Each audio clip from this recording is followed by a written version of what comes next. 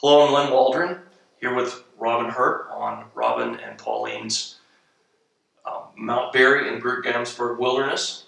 Typically, we would have a hunting story, but today there's a conservation story. We've had some new arrivals to the wilderness area. And so, Robin, can you tell us about them and why you brought them here? Yeah. Africa, as most people know, is facing a crisis with poaching, especially in the case of rhino and elephant. This demand has been fueled by the Far East, China, Vietnam, Thailand, and one or two other countries in that part of the world who have created a huge demand for ivory and for rhino horn. And this has led to unprecedented poaching, which is totally out of hand in some parts of Africa. Here in Namibia, we're fortunate. We have a very good wildlife department. We have a huge country with very few people. So far the poaching pressure has not been too high. Having said that, there is always the possibility of poaching. Pauline and I discussed this at length. We've been thinking about this for several years, ever since the rhino poaching started up seriously in South Africa, that we wanted to do our bit for rhino. I may be a hunter, but I'm also a conservationist at the same time. And I believe in trying to help animals and to do good for them. So with friends of ours, we raised enough money for us to buy 2 young female rhino, which arrived last night. And it was an extremely emotional occasion. I described that. Now, I was there. It was about 2 in the morning. It was dark. They came in on containers. They'd been sedated. They'd been moved from northern Namibia. That's right. And brought here. And it was a dramatic moment. They were given a counter sedative, and all of a sudden they were awake and were standing here on the property. So, can you describe how you felt when they appeared? Yeah, I mean, it brought tears to my eyes. I mean, there used to be rhino here in the past. Obviously, at that time, it was black rhino.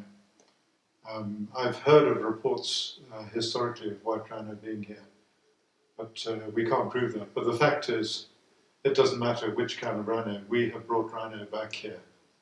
And it was an incredible sense of achievement the other night when we offloaded the 2 cars. And it actually brought tears to my eyes. It was really an emotional experience. Yeah, it was fantastic to see them there and to know the travels that they had made. So tell us the long-term view that you have for this property and the rhinos that are on it. Our idea is very simple.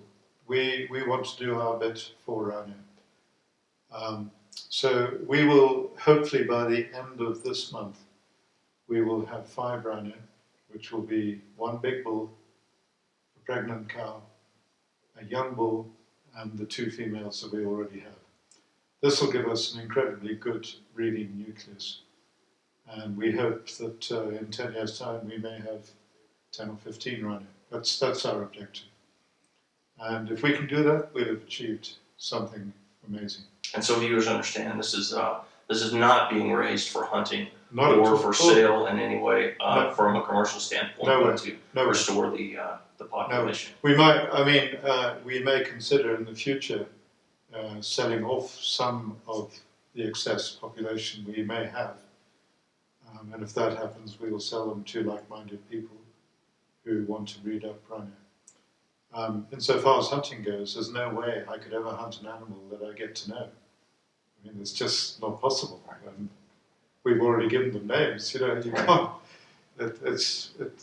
I would never ever do that. That's completely against my whole instinct and feeling.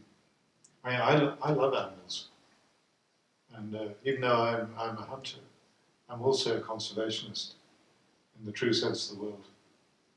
And here as well, on your hunting property, we've gone from what was ultimately a bare cattle ranch to now one that's teeming with game across the plains and up and through the mountains. Yeah, when Pauline and I took over this property nearly 13 years ago, it had been a cattle farm and a sheep farm. There were fences everywhere. There was very little wildlife. I think we had a dozen oryx, which we didn't see for 2 years. We only saw their tracks.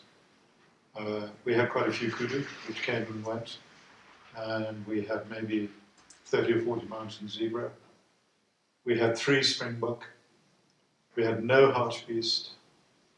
And now, if you drive around this place, it's a wildlife paradise.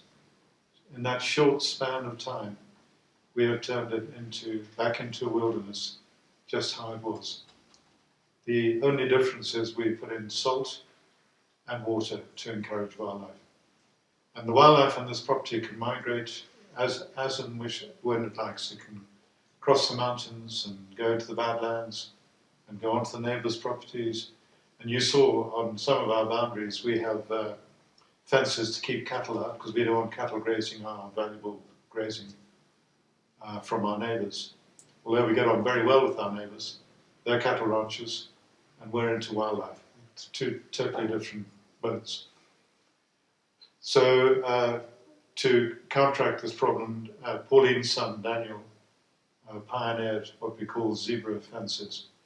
And all of the fences with our boundary neighbours, all of those fences have what we call zebra gates, which allows zebra and oryx to move freely, but it stops animals like cows.